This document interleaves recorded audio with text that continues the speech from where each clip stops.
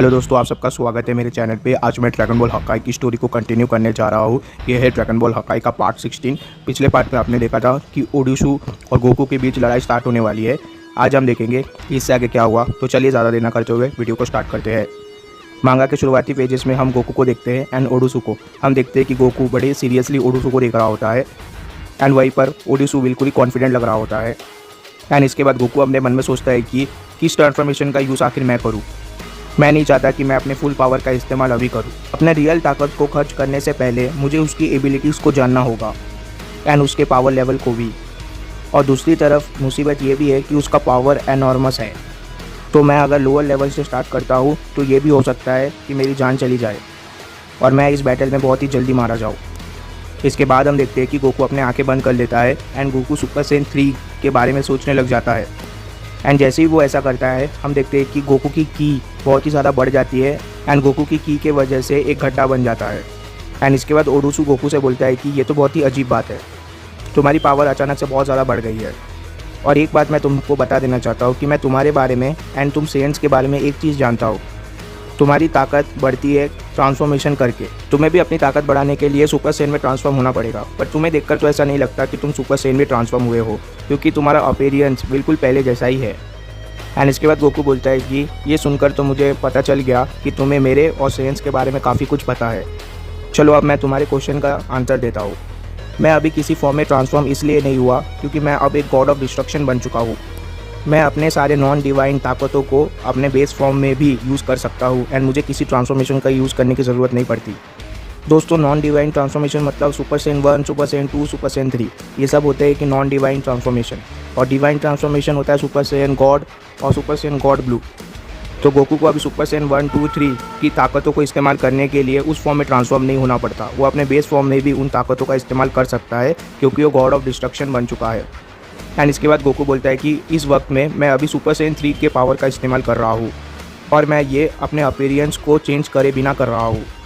और अगर मैं बोलूँ कि ये बहुत ही अच्छी बात है मेरे लिए, क्योंकि ट्रांसफॉर्म होने में एंड ट्रांसफॉर्मेशन को बनाए रखने में काफ़ी ज़्यादा एनर्जी खर्च होती है। मैं उस सारी एनर्जी को बचा सकता हूँ एंड लड़ाई में इस्तेमाल कर सकता हूँ। ओडिशु बोलता है कि हाँ, मैं समझ गया, पर फिर भी इस ट्रांसफॉर्मेशन ने तुम्हारी ताकत को बहुत ज़्यादा बढ़ा तो दिया है, पर फिर भी तुम्हारा पावर लेवल बहुत ही कम है मेरे मुकाबले। और मैं तुम्हें सजेस्ट यही करूँगा कि तुम अपने ताकत को जल्द से जल्द बढ़ा लो। एंड गोकू इसके बाद बोलता है कि तुम ये मत सोचो कि तुम सारी चीज़ों को कंट्रोल कर सकते हो। एंड इसके बाद गोकू बड़ी तेज़ी से ओडिशु की तरफ बढ़ जाता है एंड ओडिशु को एक पंच मारने वाला होता है। इसके बाद हम ओडिशु की आंखों को देखते हैं एंड इसके बाद के पेजेस में हम देखते हैं कि गोकू पीछे खिसक जाता है एंड ओडिशु से दूर चला जाता है।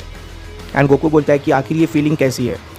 कुछ समय के लिए तो मुझे ऐसा लगा कि मैं अगर उसके और ज़्यादा नज़दीक जाऊँगा, अगर मैं उसके 1 मीटर भी आगे बढ़ा तो शायद वो मेरे पलक झपकते ही मुझे मार देगा। और अब मुझे ऐसा लगता है कि सुपर सेन गॉड के नीचे के ट्रांसफॉर्मेशन का यूज़ करना बेकार है इसके खिलाफ। तो इस वक्त में मुझे अब super Sen God super Sen में ट्रांसफॉर्म होना ही पड़ेगा। एंड इसके बाद ओडिशु गोकू से बोलता है कि क्या तुम सुपर सेन ब्लू ट्रांसफॉर्मेशन की बात कर रहे हो। एंड इसके बाद गोकू बोलता है कि जब से मैं गॉड बना हूँ इस ट्रांसफॉर्मेशन में भी थोड़ा बहुत चेंज आ चुका है।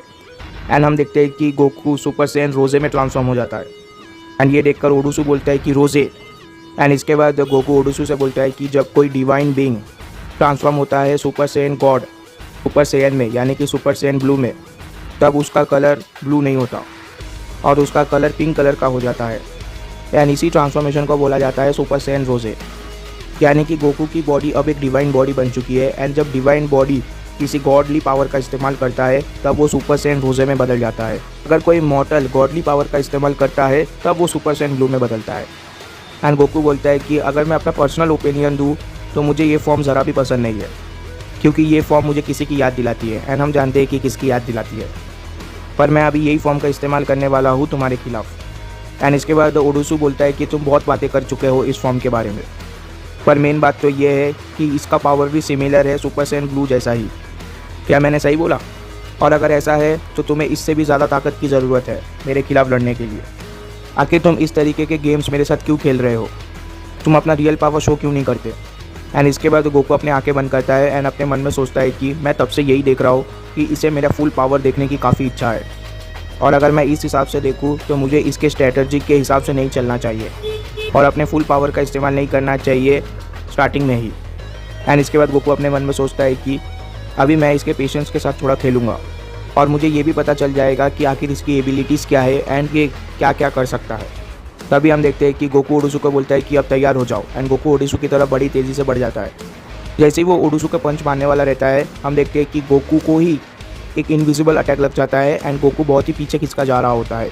पर गोकू अपने आप को कैसे तो करके संभालता है एंड गोकू को भी समझ नहीं आया होता कि आखिर उसके साथ हुआ क्या। एंड गोकू बोलता है कि आखिर ये क्या हुआ, मेरे स्ट्राइक ने अपना पूरा स्ट्रेंथ लूज़ कर दिया जब तक कि वो रुका नहीं, आखिर उसने ऐसा कैसे किया। एंड इसके बाद गोकू बोलता है कि मैं समझ गया, ये बस अभी के लिए है और मेरे लिए ये काफ़ी डिफ़िकल्ट है एंड ये ऑलमोस्ट इम्पॉसिबल है उसको नोटिस करना। मैं अभी भी सराउंडिंग एयर में होने वाले चेंजेस को फील कर पा रहा हूँ। वो एयर को मैनिपुलेट कर रहा है ताकि वो मेरे स्ट्राइक को ब्लॉक कर सके, पर मुझे रोकने के लिए ये काफ़ी नहीं है। तभी हम देखते हैं कि गोकू अपना कायोकेन बढ़ा देता है एंड गोकू कायोकेन टाइम 10 में चला जाता है एंड ओडुसु ये सब ध्यान से देख रहा होता है। हम देखते हैं कि गोकू का पावर बढ़ता ही जा रहा होता है एंड इसके बाद फिर से गोकू बड़ी ही तेज़ी से ओडुसु की तरफ बढ़ रहा होता है एंड जैसे ही गोकू का पंच ओडुसु के नज़दीक पहुंचता है, हम देखते हैं कि गोकू का पंच ओडुसु के साइड से निकल जाता है। फिर हम देखते हैं कि गोकू एक लात मारने की कोशिश करता है ओडुसु को, पर हम देखते हैं कि वो लात भी ओडुसु को नहीं लगता एंड वो लात ओडुसु के चेहरे के काफ़ी नज़दीक से निकल जाता है।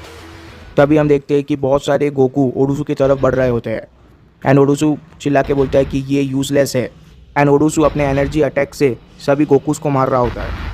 हम देखते हैं कि ओडुसु अपने एनर्जी अटैक से सभी गोकूस को काट देता है एंड फाइनली असली वाले गोकू को भी ये अटैक लग जाता है। असल में गोकू ने बहुत सारे आफ्टर इमेजेस का यूज़ किया था और गोकू का प्लान यही था कि वो ओडुसु को कंफ्यूज करेगा आफ्टर इमेजेस का यूज़ करके, पर गोकू का प्लान बिल्कुल ही बेकार चला गया। हम देखते हैं कि ये अटैक लगने की वजह से गोकू बहुत ही तेज़ी से पीछे खिसका जा रहा होता है एंड गोकू सीधा जंगल में जा गिरता है एंड इसके बाद ओडुसु चिल्लाते हुए गोकू से बोलता है कि अब तुम्हें समझ आया, इस तरीके की चीज़ें करके तुम मेरा कुछ भी नहीं बिगाड़ सकते हो और मेरे जैसे गॉड के सामने इस तरीके के कमज़ोर पावर लेवल से लड़ना एक तरीके से मेरा इंसल्ट करने जैसा है। एंड इसके बाद हम देखते हैं कि गोकू अपने पैरों में खड़ा होता है एंड गोकू बोलता है कि इस तरीके के कॉम्प्लिकेटेड वर्ड्स का यूज़ करने की ज़रूरत नहीं है तुम्हें, अगर तुम ये चाहते हो कि मैं अपना पावर लेवल बढ़ाऊँ तो मैं अपना पावर लेवल बढ़ाऊँगा। एंड इसके बाद गोकू कायोकेन टाइम 20 का इस्तेमाल करने लग जाता है एंड गोकू अपना सबसे पावरफुल अटैक कामेहामेहा बना रहा होता है।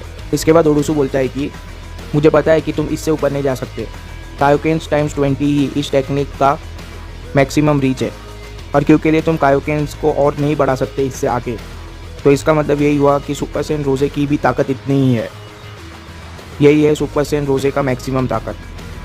पर फिर भी ये मेरे लिए कोई बड़ा खतरा नहीं है और मेरे विंड बैरियर के लिए भी। तभी हम देखते हैं कि गोकू कामेहामेहा शूट कर देता है एंड जैसे ही वो अटैक ओडुसु को लगने वाला होता है, हम देखते हैं कि ओडुसु बोलता है कि ये अटैक तो बहुत ही ज़्यादा बोरिंग है और ये अटैक भी मेरे जैसे गॉड के लिए एक तरीके का इंसल्ट ही है क्योंकि इसका भी पावर लेवल बहुत ही ज़्यादा लो है एंड ये बहुत ही ज़्यादा बोरिंग है। एंड हम देखते हैं कि ओडुसु अपने विंड बैरियर से ही कायोकेन टाइम 20 कामेहामेहा को रोक रहा होता है। तभी हम देखते हैं कि गोकू बोलता है कि चलो अब ये देखते हैं कि क्या तुम्हें अब भी ये बोरिंग लग रहा है। एंड जैसे ही गोकू ये बोलता है, हम देखते हैं कि गोकू कायोकेन टाइम 50 में पहुंच जाता है एंड गोकू कायोकेन टाइम 50 का इस्तेमाल कर रहा होता है, जिसके वजह से उसका कामेहामेहा भी बहुत ज़्यादा पावरफुल हो जाता है। एंड ओडुसु बोलता है कि 50 टाइम्स, मुझे समझ आ गया। एक डिवाइन बॉडी मिलने की वजह से गोकू का पावर लेवल भी बढ़ गया एंड गोकू के बॉडी का पोटेंशियल भी बढ़ गया एंड अब गोकू के बॉडी का लिमिट्स एंड साथ ही में पोटेंशियल उसके मॉर्टल वाले बॉडी से ज़्यादा है और लिमिट्स एंड पोटेंशियल ज़्यादा होने की वजह से गोकू कायोकेन टाइम 50 का यूज़ कर पा रहा है। इसके बाद ओडुसु अपने मन में सोचता है कि मुझे इस अटैक को डिफ्लेक्ट करना होगा। जैसे ही हम देखते हैं कि ओडुसु उस अटैक को डिफ्लेक्ट करने के लिए अपने विंड बैरियर को रोकता है, हम देखते हैं कि वो अटैक ओडुसु की तरफ बड़ी तेज़ी से आ रहा होता है, जिसके वजह से ओडुसु को उस अटैक को डिफ्लेक्ट करने के बजाय उसे डॉज करना पड़ता है। जैसे ही ओडुसु उस अटैक को डॉज करता है, हम देखते हैं कि वो अटैक बड़ी तेज़ी से ओडुसु के पास से निकल जाता है एंड सीधा जाकर उस माउंटेन से टकराता है जिसके अंदर हीरू का ककून था एंड वो माउंटेन भी टूट जाता है एंड हम देखते हैं कि गोकू का ये अटैक उस प्लेनेट के बाहर चला जाता है एंड ओडुसु बोलता है कि इतने सारे एफर्ट्स लगाने के बावजूद तुम बस धूल ही उड़ा पाए। तभी हम देखते हैं कि उस धूल के बीच गोकू एक पंच लेकर आ रहा होता है ओडुसु की तरफ एंड ओडुसु बोलता है कि बहुत अच्छी कोशिश है तुम्हारी, पर मैं भी कल का पैदा हुआ नौसिखिया नहीं हूँ। एंड गोकू बोलता है कि मैं गिव अप बिल्कुल नहीं करने वाला। एंड हम देखते हैं कि गोकू कायोकेन टाइम्स 50 कामेहामेहा का यूज़ कर रहा होता है अपने स्पीड को और अपने पावर को बढ़ाने के लिए, जिसे देखकर ओडुसु थोड़ी देर के लिए हैरान रह जाता है। पर हम देखते हैं कि गोकू का वो अटैक भी ओडुसु को नहीं लगता एंड गोकू सीधा ज़मीन पे जा गिरता है। असल में ओडुसु ने एक अटैक करके गोकू को पूरी तरीके से रोक रखा है जिसके वजह से गोकू ज़मीन पे गिर जाता है। एंड ओडुसु बोलता है कि मुझे पता है ये तुम्हें मारने के लिए काफ़ी नहीं है, तो तुम अपना पूरा पावर क्यों नहीं दिखाते और अपनी पावर को एक ही बारे में यूज़ क्यों नहीं करते। हम देखते हैं कि गोकू अपना पूरा पावर का इस्तेमाल करके ओडुसु के उस अटैक से निकल जाता है एंड अपने पैरों पे खड़ा हो जाता है, जिसकी वजह से ओडुसु भी थोड़ा सा पीछे खिसक जाता है। पर इसके तुरंत बाद हम देखते हैं कि गोकू अपने घुटनों में आ जाता है एंड गोकू अपने मन में सोचता है कि इसका पावर तो पूरी तरीके से अनरियल है। एंड इसके बाद गोकू अपने मन में सोचता है कि मैं अपने पूरे पावर का इस्तेमाल तो नहीं करना चाहता हूँ उसकी एबिलिटीज़ को देखने के लिए, पर अगर इसी तरीके से ये फाइट चलती रही तो मैं बहुत जल्दी मारा जाने वाला हूँ, वो भी इसके बेसिक टेक्निक से। एंड इसके बाद ओडुसु बोलता है कि ये तो मुझे मानना पड़ेगा कि तुम्हारे पास बहुत ही इंटरेस्टिंग टाइप के फाइटिंग स्किल्स है एंड फाइटिंग टेक्निक्स है, जो इस चीज़ को प्रूव करता है कि तुम एक कॉम्बैट लाइफ जीते थे।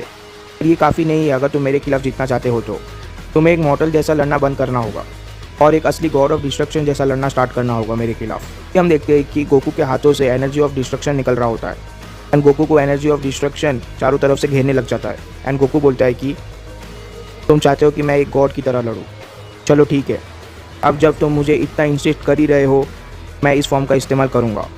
हम देखते हैं कि धीरे धीरे गोकू को एनर्जी ऑफ डिस्ट्रक्शन पूरी तरीके से घेर लेता है एंड जैसे ही गोकू का ट्रांसफॉर्मेशन कंप्लीट हो जाता है हम देखते हैं कि गोकू अपने हकाई वाले फॉर्म का इस्तेमाल कर रहा होता है एंड गोकू बोलता है कि अब मैं एक गॉड ऑफ डिस्ट्रक्शन की तरह लड़ूंगा।